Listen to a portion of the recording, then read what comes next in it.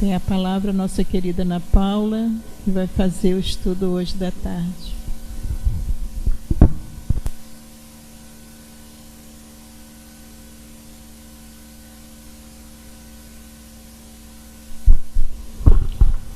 Boa tarde a todos. É com imensa alegria que eu estou aqui hoje, vivenciando aí essa oportunidade de poder falar um pouquinho sobre tantas coisas boas da doutrina, né? Falar de reforma íntima, evolução, isso é muito bom. Eu sou trabalhadora aqui do Eurípides, só que eu não fico muito aqui, né? Eu hoje trabalho direto lá em Vila Sapê, meu marido. Então a gente está sempre lá aos sábados de manhã dando uma força. Então vamos começar o estudo de hoje? Vamos, né? Vocês já viram, eu acho. Marcinha já viu, a Judite eu estou em dúvida. Vamos ver de novo, né? Vamos lá. Bem, qual vai ser o tema do estudo de hoje? Vamos lá. Vou passar aqui para vocês. O tema é esse aqui. Ah, não, vira para lá, não é isso? Aqui. Planejando nossa evolução. Olá, tudo bom, querida? Planejando nossa evolução. O que é planejar? Planejar é fazer um plano, é traçar um plano. E esse planejamento ele pode ser muito complexo. Se você pensa assim numa grande empresa, é uma coisa complexa. Essa grande empresa, digamos que queira atingir um nicho no mercado. E para atingir esse nicho, essa empresa faz reuniões, levanta dados e faz estatísticas. Enfim, é de uma complexidade tamanha esse planejamento para que eles consigam alcançar o objetivo deles, né? Mas a gente também pode ter um planejamento mais caseiro, mais informal. É aquele planejamento tipo assim, vamos fazer um café? Vamos. Quanto que a gente coloca de água, coloca de pó? Vamos visitar um amigo? Vamos. Que horas que a gente vai? Que horas que a gente volta? A gente faz isso até sem perceber que estamos nos planejando. Algo que já está na nossa corrente sanguínea. É muito informal. A gente nem reflete a respeito desse planejamento. Mas quando a gente fala de planejar a nossa evolução, a gente tem que tomar atenção, porque a gente não pode pensar num planejamento que seja muito complexo, como numa empresa, porque se for muito complexo a gente para no meio, a gente desiste, e nem pode ser tão informal, tão simples, a ponto da gente fazer o planejamento sem raciocinar a respeito, sem refletir a respeito.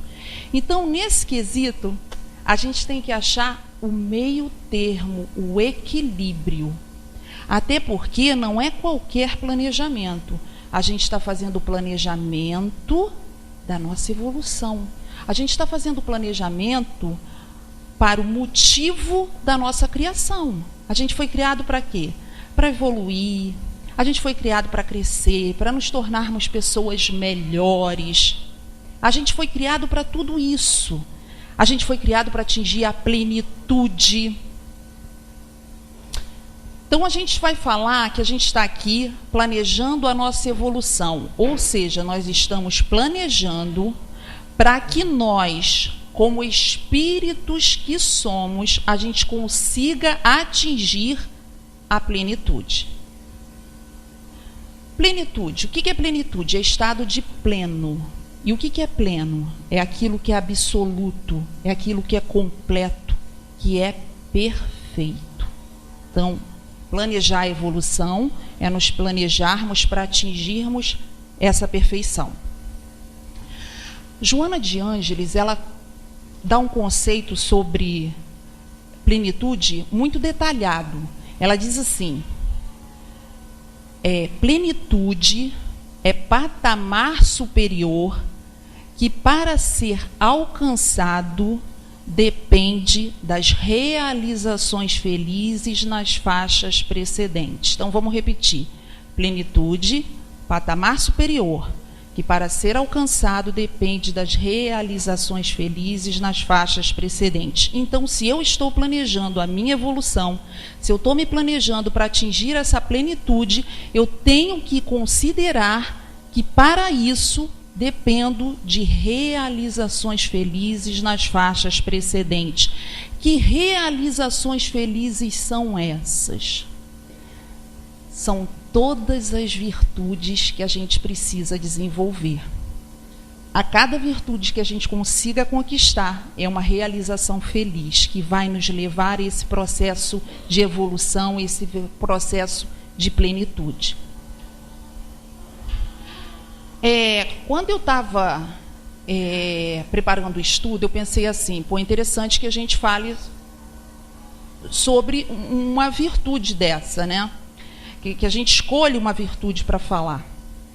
E aí me veio na mente o seguinte, que eu deveria falar de uma virtude que me é deficiente. Assim eu pensei. Vou falar numa virtude que eu ainda preciso desenvolver, que eu ainda preciso conquistar, para trabalhar esse tema aqui. E aí eu pensei, então eu vou falar sobre uma virtude que eu particularmente gosto muito. Uma virtude que tem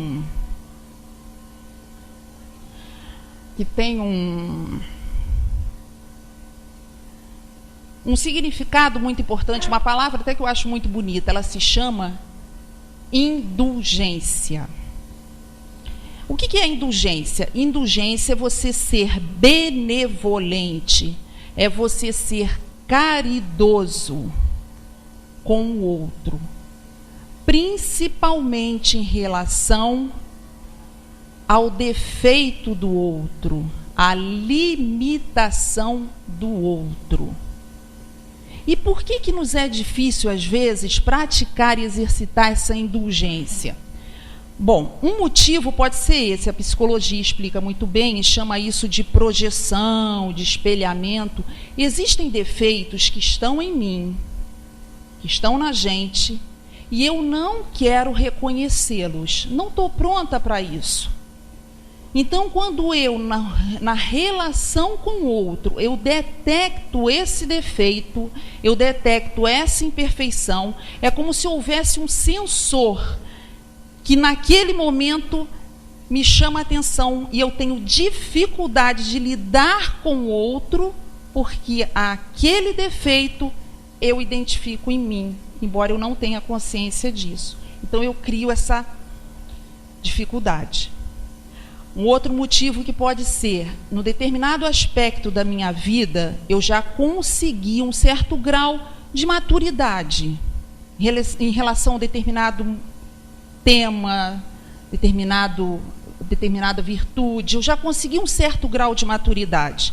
Mas o meu orgulho faz com que eu não tenha paciência com o outro que ainda não apresenta a mesma maturidade naquele aspecto.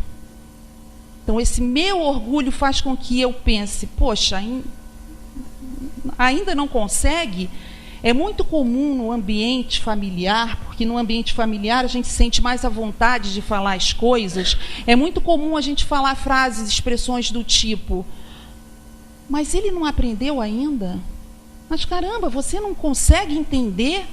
Isso é tão óbvio, você ainda não consegue, por mais que a gente fale, você repete o mesmo erro. Essa dificuldade da gente entender o tempo do outro, aquele aspecto que ele ainda não se melhorou o suficiente na nossa visão. E quando eu falo assim aspecto, é aspecto mesmo, porque nós somos um leque de aspectos. Vou contar uma coisa para vocês para facilitar aí o entendimento. Vou falar sobre a minha adolescência, um aspecto da minha adolescência e da adolescência da minha irmã. Eu sempre fui uma estudante muito concentrada, muito dedicada, sempre tirei boas notas, nunca dei trabalho para minha mãe com essas coisas de escola. Como é que minha mãe lidava com esse negócio de estudo dos filhos? Ela fazia assim, ela pegava o que a professora dava na escola, ela fazia uns exercícios e passava para a gente. E aí a gente fazia aqueles exercícios antes de ir para a prova, conseguia fixar, e eu sempre tinha bons resultados. Quando eu saí do primário, isso ela fazia enquanto eu estava no primário, que hoje é o Fundamental 1, né? Quando eu saí do primário e fui para o ginásio, que é o Fundamental 2, eu me lembro que eu cheguei em casa, uma bolsa azul marinha tiracolo, botei os livros para fora, os cadernos, e passei, isso eu tinha 11 anos, e daquele dia em diante eu passei a planejar os meus estudos, a fazer os trabalhos de casa, a me programar para os testes, me programar para as provas. E minha mãe, daquele dia em diante, nunca mais precisou encostar num livro meu. E como os resultados, as notas eram boas, ela não tinha mesmo que se preocupar. Assim ela fazia. Ser chamada na escola por algum comportamento inadequado meu, nunca. A minha irmã era o oposto disso. Ela não suportava estudar. Ela não gostava de fazer trabalho de casa. E minha mãe tinha que brigar com ela e deixar ela de castigo. E de vez em quando a diretora chamava minha mãe na escola, porque minha irmã tinha tido um procedimento inadequado, tem que ir lá conversar com ela. E os vizinhos, as pessoas à volta, percebiam isso, porque minha mãe brigava com ela, falava alto, eles ouviam. O pessoal via minha mãe indo na escola para conversar com a diretora. Então, essa relação aí era algo visível a todos, né? Mas esse era um aspecto da vida da minha irmã. Porque existia outros aspectos que as pessoas não percebiam. Mas eu, porque estava inserida naquele grupo familiar, eu percebia aspectos nela que ninguém via. Então, por exemplo, vocês querem ver uma coisa? Você dizia assim para minha irmã, me empresta uma blusa? Toma aqui. Me empresta um sapato? Pode pegar, está ali. Me empresta um colar? Você ainda nem usou esse colar? Pode pegar, depois você me devolve. Ela tinha assim, um desprendimento para o que era material, que era uma coisa fantástica. Vinha em mim, vinha me pedir alguma coisa. Me empresta uma blusa? Que dor que dava. Eu ter que emprestar aquela blusa toda arrumada, toda ali ajeitadinha no armário. Me empresta um sapato, que dificuldade que para mim era emprestar aquele sapato. E eu pensava, meu Deus, então quando me pegava assim no mau humor, eu reclamava tanto, eu falava tanto, eu recomendava tanto, que eu acho que a pessoa nunca mais pedia, era só aquela vez. A vida, gente, da gente é assim. É por isso que a gente tem que ser indulgente, sabe? Porque nós não somos perfeitos. Aquilo que sobra em mim pode faltar no outro. E aquela outra coisa que sobra no outro, falta em mim. É assim que as coisas funcionam. E a gente entender esse mecanismo faz com que a gente comece a desenvolver em relação ao outro um sentimento de solidariedade. Porque a gente começa a entender que, na realidade, nessa vida, nós estamos nos complementando. Eu aprendo com vocês aspectos que me faltam. E vocês aprendem comigo aspectos que faltam em vocês. A coisa se dá dessa forma. É assim que a gente tem que entender a vida. Essa complexidade. Vamos ver aqui se não está faltando nada. Vamos dizer que nesse processo a gente diga assim, eu tenho que aprender com o outro tem que aprender comigo, mas digamos que o outro não aprenda comigo. Digamos que a gente, mas a gente está sempre mostrando e ele não aprende, que é sempre o outro. A gente mostra e ele não faz. E aí, como é que fica? Aí a gente tem que exercitar justamente essa indulgência, que diz que a gente tem que exercitar a caridade, a benevolência, principalmente com a limitação do outro. É por isso que a gente não deve julgar ninguém, porque quando a gente julga, na realidade, a gente está dando um tiro no próprio pé. E benevolência e indulgência tem muito a ver com o não julgamento. Uma vez eu recebi nessas mensagenzinhas de WhatsApp que aquele que julga, na realidade, ele precisa de cura. Porque quando você julga, você demonstra que você está doente da alma. Nós aqui, nós estamos ainda muito vacilantes nessa escola que é a Terra. Aqui nessa escola, nós não somos os diretores, nós não somos os professores, nós somos os alunos. Então, a gente tem muito a aprender com o outro, sim. Vamos imaginar a seguinte situação. Existe um espírito encarnado que durante a sua vida pegou pesado em relação ao defeito alheio. Cobrava, fazia duras críticas. Era uma pessoa uma pessoa íntegra, uma pessoa honesta, mas tem uma dificuldade enorme de lidar com essa limitação do outro e pega pesado. E vamos imaginar que essa pessoa, esse espírito encarnado, desencarnou. E ele, ao desencarnar, o véu cai. E quando o véu cai, ele se vê como aluno que é nessa escola chamada Terra, ele se vê com suas virtudes e seus defeitos. E como ele passou a vida dele toda, mão pesada, não aceitando o erro alheio, tendo dificuldade de entender a limitação do outro, ele tenderá, num momento como esse, em que ele se descobre também com muitas imperfeições, ele tenderá a se fechar. Ele se fecha num processo de eu sou culpado, eu não me perdoo, eu não mereço ser feliz. E a gente vê nos livros espíritas, série de André Luiz, que esses espíritos eles se fecham a tal ponto que a espiritualidade está ali, querendo ajudar, querendo prestar um socorro e não consegue, porque eles não se permitem. Agora vamos imaginar um espírito encarnado que nessa relação com o outro procura sempre ter um olhar de empatia. Ele se coloca no lugar do outro, ele tem paciência. Diante de um fato, ele procura sempre olhar que aquele indivíduo tem um histórico, tem uma história de vida diferente. E ele procura entender e aceitar sua limitação, porque se reconhece também aluno, se reconhece também imperfeito em outros aspectos. E vamos imaginar que esse espírito desencarna. E lá no plano espiritual, o véu cai, porque o véu cai para todo mundo. E quando ele chega lá, ele vai se ver como aluno, com suas perfeições, imperfeições, mas por quê?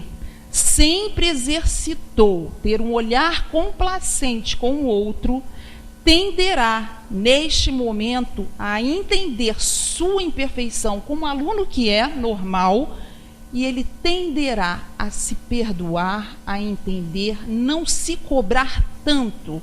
E com essa postura, ele vai conseguir receber a ajuda que a espiritualidade quer prestar. Ele está pronto para receber essa ajuda. Aí a gente pensa naqueles ensinamentos, né?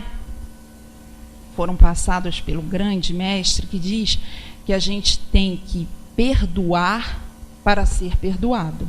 E aí a gente acrescenta, por nossa própria consciência. A gente não pode julgar para não sermos julgados por nossa própria consciência. Nessa questão aí da minha irmã da adolescência, no aspecto estudo, a minha irmã estava vivendo a infância espiritual dela. Mas no aspecto desapego ao que era material, era eu que vivia a minha infância espiritual. Então, isso a gente conclui que, na realidade, nós estamos todos, né, no mesmo barco. Até aí tudo bem? E, na realidade, não tem só essa virtude, tem muitas outras que a gente tem que desenvolver, né? As realizações felizes, nas faixas precedentes, se a gente quiser chegar lá no nosso planejamento. Uma coisa que a gente tem que chamar a atenção é o seguinte: eu falei para vocês aí, eu dei um exemplo aí de fazer o café. Fazer o café, se a gente chega assim, vamos fazer um café, se a gente escolher o método antigo, coador de pano, ou se a gente escolher um método mais moderno, na máquina de café expresso, não importa, o processo é um só, é água quente passando pelo pó. Isso se chama procedimento padrão. E é fácil você lidar com procedimentos padrões. Está pronto, é só seguir. Isso é procedimento padrão. Só que no planejar a nossa evolução, não há procedimento padrão. Então, a gente, no estudo de hoje, em hipótese nenhuma, a gente pensa em trazer aqui a fórmula do planejamento para a nossa evolução, porque ela não existe. Cada um de nós é uma individualidade. Se a gente chegar aqui e falar assim, vamos planejar a nossa evolução juntos? Vamos. Qual é a virtude que a gente poderia desenvolver? Ah, paciência, vamos treinar a paciência? Vamos. O que a gente pode fazer? Ah, vamos fazer isso, isso, isso? Vamos. Quando a gente sair dali, cada um vai fazer do seu jeito, à sua maneira, devido às preferências que as pessoas têm, devido ao tempo de cada um, que é diferente de um para o outro. Então, isso a gente tem que ter em mente, não tem fórmula. O que tem aqui é o quê? Alertas. É isso que a gente quer. Trazer alertas que vão ajudar a cada um de nós nesse nosso processo de planejar a nossa evolução. E o primeiro alerta? O primeiro alerta é a gente ficar bem atento para uma situação que acontece assim, pode acontecer bem no início, isso vai complicar essa nossa proposta de planejar a nossa evolução. É o desânimo. Como é que isso se dá? Num determinado momento da minha vida, eu digo assim, eu quero crescer, eu quero me melhorar, eu não quero mais ser essa pessoa. Eu vejo algumas pessoas perto de mim que têm uma fé tão grande, passam por dificuldades e passam aparentemente tão bem, parece que são mais fortes do que eu. Eu queria ter essa fé. Então eu começo a procurar locais em que eu me sinta bem. E procuro ali, acho o Centro Espírita Eurípides Barçanufo. E nessa casa eu me identifico muito. Começo assistindo palestra, começo tomando passe, daqui a pouquinho eu estou querendo participar de um grupo de estudo, quero participar de uma atividade voluntária da casa, distribuição de sopa, quero fazer visita em um orfanato, enfim. Aquilo tudo é muito novo. O primeiro dia que a gente vai fazer uma visita num lugar desse, a gente chega em casa flutuando, porque é muito bom você descobrir que você, na realidade, não estava indo para ajudar, como todos dizem, né? Mas, na realidade, o que acontece? A gente é muito ajudado. Isso a gente ouve bastante. Então, a gente chega flutuando. Aquilo é novo. A novidade empolga. É maravilhosa aquela sensação. Só que aquela novidade vai virar rotina. Porque você vai começar a frequentar aquele lugar com uma certa frequência. Algumas vezes no mês, na semana. Aquilo que era tão novo vai começar a fazer parte da tua vida.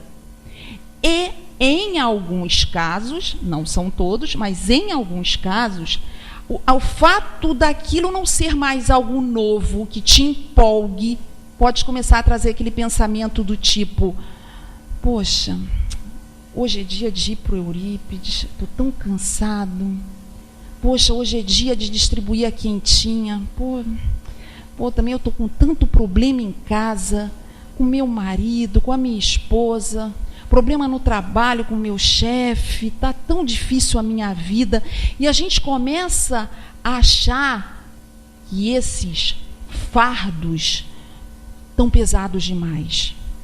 Estão tão pesados que estão nos impedindo nosso exercício de fazer o bem. São fardos? Não, claro que não. Dificuldades na vida são molas que vão nos impulsionar mais à frente. Mas no estágio em que nos encontramos, a gente acha que são fardos e a gente age como João. Aquela história muito conhecida no meio espírita, que eu vou falar muito rapidinho, porque eu acho que aqui a maioria conhece. João era aquele rapaz que carregava uma cruz, e a cruz de João era muito pesada, ele morava numa ilha, e todos nessa ilha carregavam as suas cruzes. Só que João era aquele que vivia reclamando da cruz dele, que era muito pesada. Ele teve uma grande ideia: vou cortar minha cruz ao meio. Ficou com um cotoco de cruz. Que maravilha, agora estava leve levar a vida. Só que houve uma inundação e eles tiveram que sair correndo da ilha. Eles tinham que alcançar o continente, atravessar o mar. Não tinha embarcação. Então o que eles fizeram? Cada um pegou sua cruz e fez da sua cruz a embarcação necessária, que só poderia levar uma pessoa, seu próprio dono.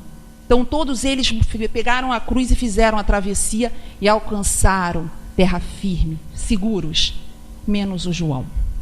João não tinha base suficiente para atingir esse outro lado. E o que essa história ensina? Ela nos ensina que os fardos podem ficar mais leves quando nós assumimos as nossas responsabilidades. Existe um psicólogo norte-americano chamado Powell, que ele diz que diante de uma dificuldade, diante de um problema, o que você tem que fazer? Personalizar o problema. O que é isso?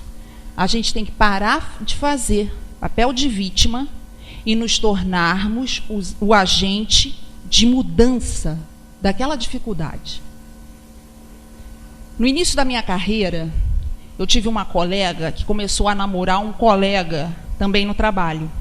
E eles eram muito parecidos, eram muito divertidos, era muito bom sair com eles. Eles eram bacanas. É aquele casal que você olha e diz assim: ah, isso daí vai casar, vai viver para sempre juntos. Se davam muito bem. Até que ela foi chamada para fazer um projeto na empresa. E aí, em segurança dele, acredito, ele começou: ah, mas agora a gente mal vai se ver.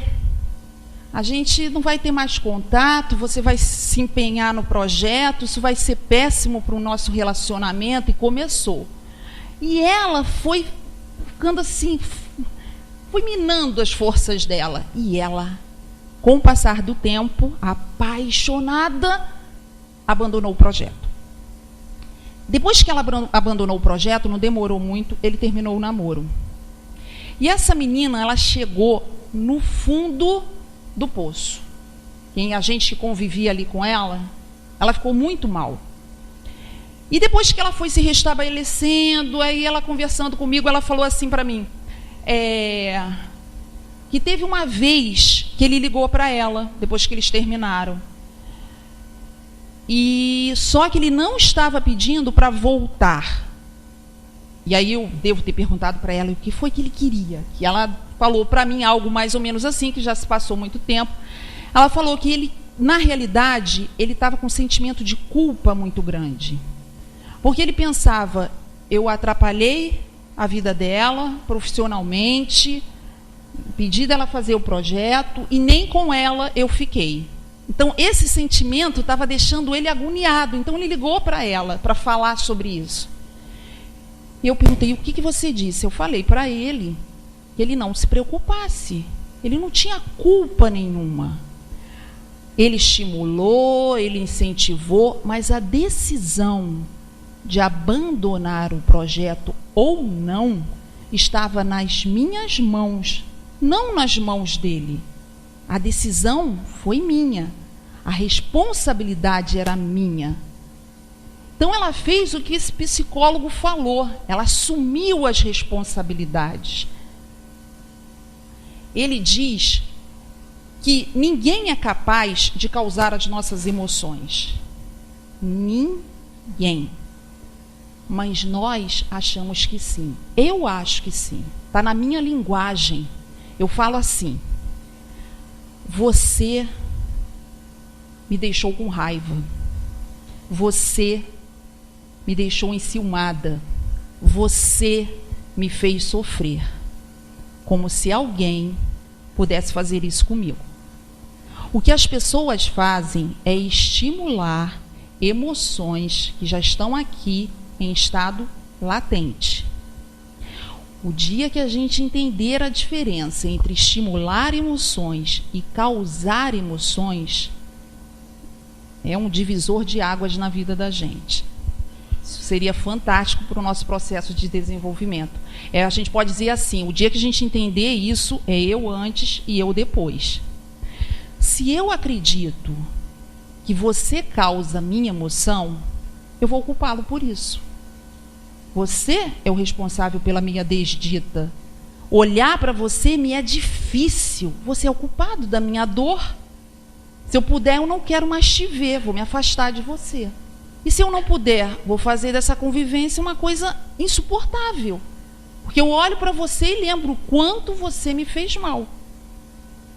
Agora, se eu acredito que você apenas estimula emoções que estão aqui em estado latente, o foco não é você, o foco sou eu. Eu vou aproveitar essa oportunidade para me conhecer melhor. Eu não vou mais ficar acusando o outro, eu vou me perguntar. Então eu não vou mais dizer assim, você me deixou enciumado.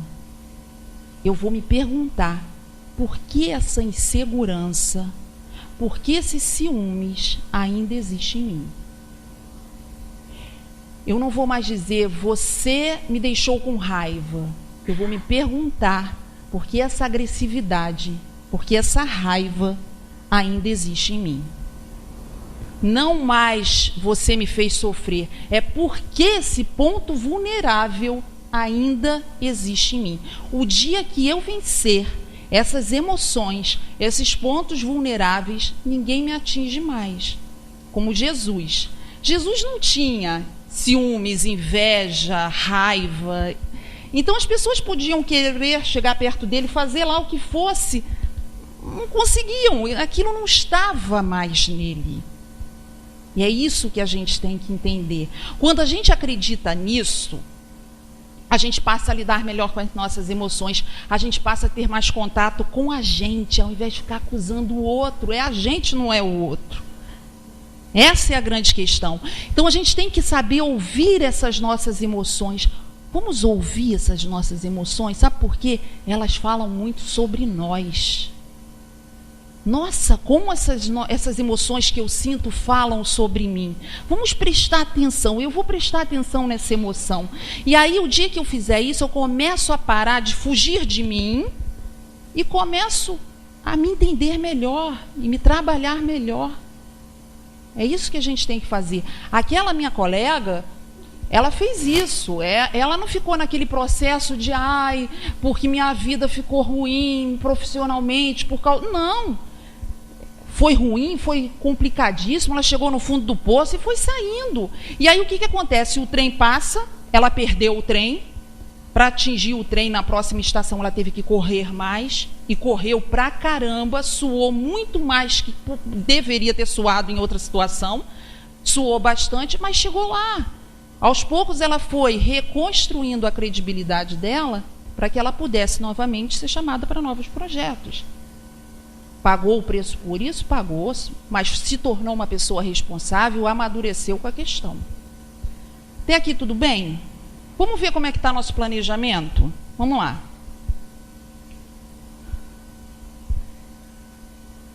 Não é aqui, né? É para ali que eu aponto, né? Eu sempre erro. Olha só. Como é que está? O objetivo do nosso planejamento: atingir a plenitude, não é isso? Perfeição, patamar superior, para ser alcançado, necessita, não é isso? Das realizações, vamos lá, fazer coisas boas, realizações felizes. Para eu conseguir aquele objetivo lá, a gente não pode esquecer disso aí, não. A gente até citou as virtudes que a gente tem que desenvolver, citamos uma delas. A gente tem que parar de reclamar da vida, a gente falou sobre isso, não adianta ficar reclamando, fazer que nem o João, não é isso? A gente viu que a gente tem que parar de culpar o outro, não é o outro, sou eu, não é isso? E a gente tem que assumir as nossas responsabilidades. Foi até onde a gente foi. assumir as responsabilidades. Vamos tomar uma xícara de chá? Vamos? Existem 3 tempos na vida da gente: passado, presente e futuro. Qual é o mais importante? Presente. Os 3 são importantes, mas o mais importante, que é aquele que a gente tem que dar mais foco, é o presente. Porque é o tempo de agora, é o tempo que a gente tem o que fazer, né, agir. Eu acho o presente muito interessante, que ele é muito curtinho. Acabei de falar, já virou passado. Isso que eu acabei de falar agora já virou passado. Passado não, é aquela coisa longa, você olha lá para trás, nossa. Futuro é uma coisa, como espíritos imortais, não tem fim, né? Mas o presente é sempre curto, é dinâmico, ele tem movimento. É por isso que a gente tem que ficar bem atenta, porque é esse o tempo da gente.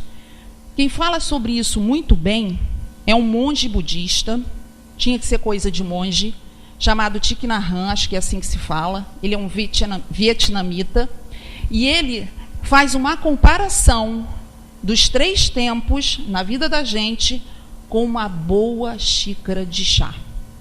Como é que ele fala? Ele diz assim, que é preciso estarmos no presente para sentirmos prazer com o chá. Se quando estivermos tomando aquela xícara de chá, começarmos a ruminar sobre o passado, começarmos a mentalizar um futuro complicado, a experiência do chá vai nos fugir completamente. Quando olharmos para o chá, acabou. Teremos deixado de sentir o prazer, o requinte, o aroma do sabor. E a vida é assim. Se a gente não focar muito no nosso presente, que é o tempo que a gente tem para agir, se a gente aqui começar a ruminar sobre aquelas coisas que nos aconteceram ano passado, se a gente começar a pensar nesse futuro complicado, quando a gente olhar, a vida passou. Parece que a gente ficou para trás, a vida foi e a gente ficou para trás. Como é que o passado, a gente tem que lidar com o passado? O passado o que é? Fonte de consulta. Então eu vou consultar meu passado, olhei meu passado, fiz coisas legais, fiz coisas boas, bacana, volto para o meu presente, vou repeti-las, porque se foram boas, eu tenho que fazer de novo. Vou consultar meu passado de novo, consultei, fiz muita coisa errada também, magoei, feri, fiz pessoas chorarem, fui vingativa, fui manipuladora. Não foi legal. E o que eu tenho que fazer com essas informações? Eu tenho que voltar para o meu presente e pensar, isso eu não posso repetir. Não foi legal. Não foi legal, a gente não repete. Só que o que acontece? Imperfeitos como somos, alunos nesse planeta, nessa escola chamada Terra, imperfeitos como somos, o que eu faço? Eu consulto o meu passado, vejo aquelas coisas erradas que eu fiz, e quando eu volto para o meu presente, o que eu trago? Mágoa, remorso, culpa, coisas que engessam a gente no presente. E ao invés de seguir adiante, eu me paraliso com a dor do erro, com a dor da falta. A gente não sabe se perdoar, né? Futuro. Futuro, o que ele é? Objeto de planejamento. Então, o futuro é aquela coisa assim, o que eu quero para o meu futuro? Eu quero evoluir. Eu quero crescer, eu quero atingir a plenitude. É isso que eu quero para o meu futuro. Só que essas mesmas imperfeições que fizeram eu ir no passado e trazer mágoa, ressentimento, vão me fazer ir no futuro com o quê? Com medo. O medo vai me fazer ir no futuro de forma inadequada. O que eu mais prezo na minha vida? Família. Qual é meu maior medo? Perdê-la. Então, esse medo pode fazer com que eu vislumbre um futuro eles sem mim, ou eu sozinha sem eles, porque o medo faz isso. A profissão, qual é a profissão que eu quero para o futuro? O medo pode fazer com que eu ache que eu nunca vou conseguir ser o que eu quero. Eu estou com uma doença que eu preciso de um acompanhamento maior, o medo pode fazer com que eu pense que eu nunca vou ser curada. O medo faz com que a gente crie esse futuro em preto e branco. Então a gente tem que saber trabalhar esse presente para que a gente possa tirar o melhor dele. Mas a gente só consegue isso exercitando esse passado, que só traz informações e que vão nos ajudar a crescer, exercitando a criar um futuro legal.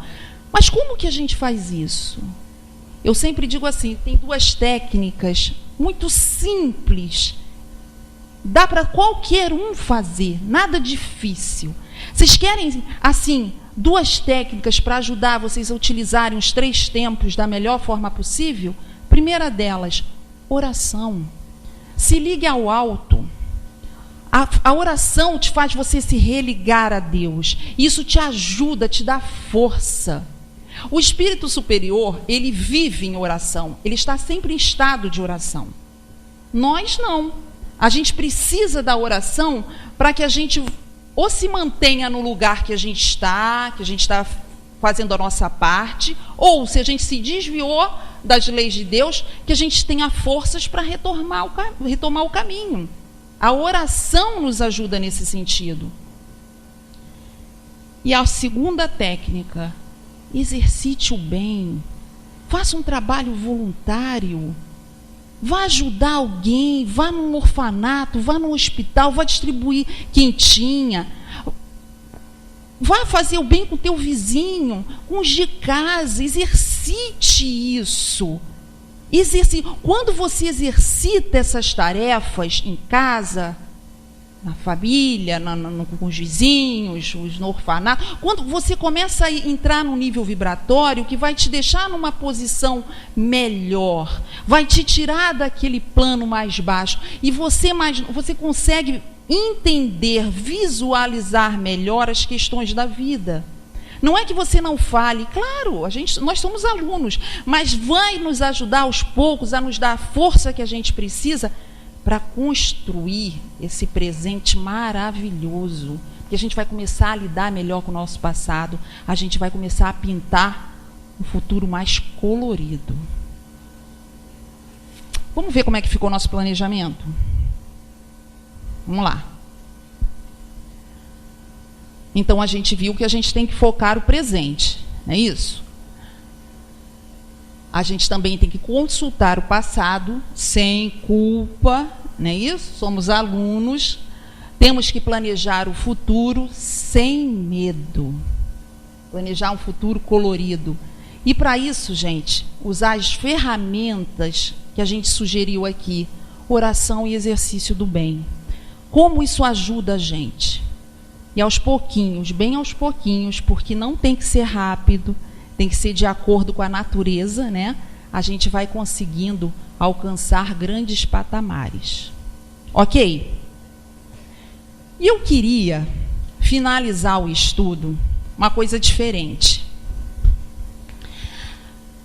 Planejando nossa evolução. Existe um grupo que torce por nós, mas torce de uma maneira que a gente não consegue imaginar. Está ali, do nosso lado. E quando a gente diz para ele assim, eu não quero sua ajuda, eu quero errar, ele respeita e se afasta. E quando a gente se arrepende, quando a gente vê, fiz besteira, a gente, só de pensar nisso, ele está de volta. Ele está de volta dizendo, estou aqui de novo. São os nossos amigos espirituais, nossos mentores, nossos guias, nossos anjos da guarda, como quiser chamá-los. Eu tenho uma colega que ela falou assim para mim, eu rezo muito pelo meu mentor espiritual. E naquela hora eu pensei, interessante, eu nunca rezava pelo meu. nunca pensei em rezar por ele. Nunca. Aí eu comecei a refletir sobre isso. É assim, eu me lembro de poucas vezes ter solicitado a ajuda dele, diretamente para ele, sabe? Tipo, fazer uma oração, meu mentor, meu guia espiritual, pelo amor de Deus, diretamente para ele. Eu me lembro pouquíssimas vezes de ter feito isso. Foram aqueles momentos muito graves, né? Que eu acho que nem eram tão graves, mas na hora que a gente está passando, a gente acha que é gravíssimo. Então, eu pensei muito nele. E é engraçado, eu não vejo nada. Mediunidade aflorada, não vejo nada, não sinto nada, não ouço nada. Eu sou assim. Mas quando eu peço por ele, quando eu pedi por ele, eu sentia a presença dele. E teve uma vez que eu estava tentando uma solução para um problema e a resposta veio. E é engraçado, porque não era a resposta minha. Até a estrutura lógica do raciocínio não é a estrutura que eu uso. Falei, gente, esse pensamento não é meu mesmo. Então, eles são assim. E eu sei que estão sempre, ele está ali, sempre tentando me ajudar. E eu mal pensava nele, mal rezava por ele. E ele está ali. Você já pensou o que é você trabalhar para uma pessoa que, ali, enquanto encarnada, né? Não é interessante isso? O que eles trabalham ali de desprendimento? Aí eu pensei, a gente podia fechar o estudo, já que a gente está falando de planejar a nossa evolução, e eu acho que eles torcem demais para a nossa evolução, a gente podia fazer uma homenagem a eles. Aí eu pensei, eu trouxe uma música. Eu acho que se pedissem assim a eles, escolham algumas músicas que vocês acham bonitas, que falem de evolução. Essa música que eu trouxe, eu acho que estaria nessa lista. Eu acho que eles escolheriam essa música. Porque é uma música que fala muito disso. Eu acho que se eles pudessem dar um recado para a gente agora, eles diriam assim, preste atenção na letra dessa música. Se vocês fizerem o que está lá, vocês estão planejando a evolução de vocês. Então, qual é a música que eu trouxe? Essa aqui, ó.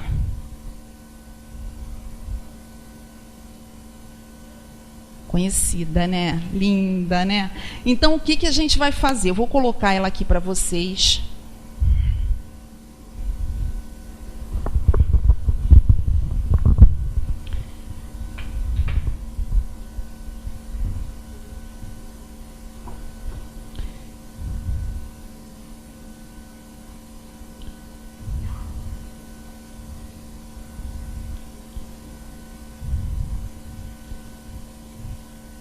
Presta atenção na letra, é muito bonita.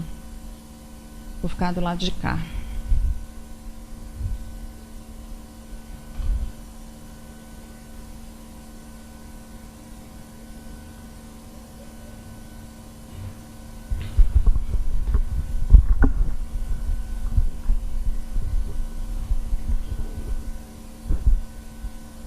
Deu errado, gente. Peraí.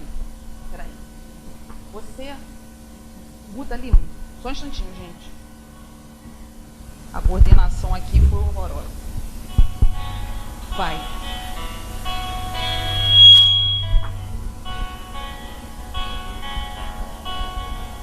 Não é sobre ter todas as pessoas vivendo pra si.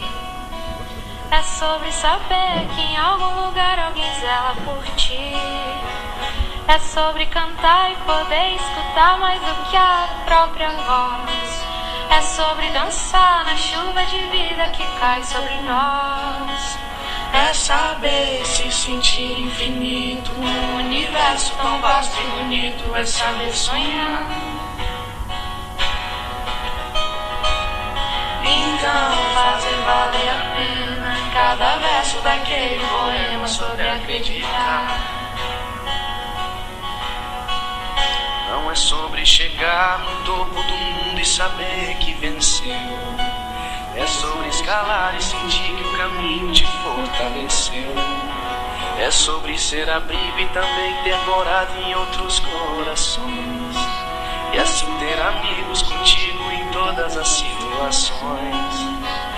A gente não pode ter tudo. Qual seria a graça do mundo se fosse assim? Por isso eu prefiro os sorrisos e os presentes que a vida trouxe pra perto de mim. Não é sobre tudo que o seu dinheiro é capaz de comprar, e sim sobre cada momento, sorriso a se compartilhar. Também não é sobre correr contra o tempo pra ter sempre mais, porque quando menos se espera a vida já ficou pra trás. Segura teu filho no colo, sorri e abraça seus pais enquanto estão aqui. Que a vida é trem-bala, parceiro, e a gente é só passageiro, prestes a partir. Laia, laia, laia, laia, laia. Laia, laia, laia, laia.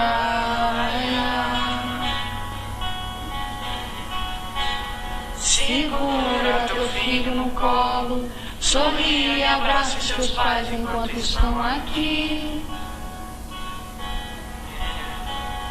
Que a vida é trem-bala, parceiro, e a gente é só passageiro, prestes a partir.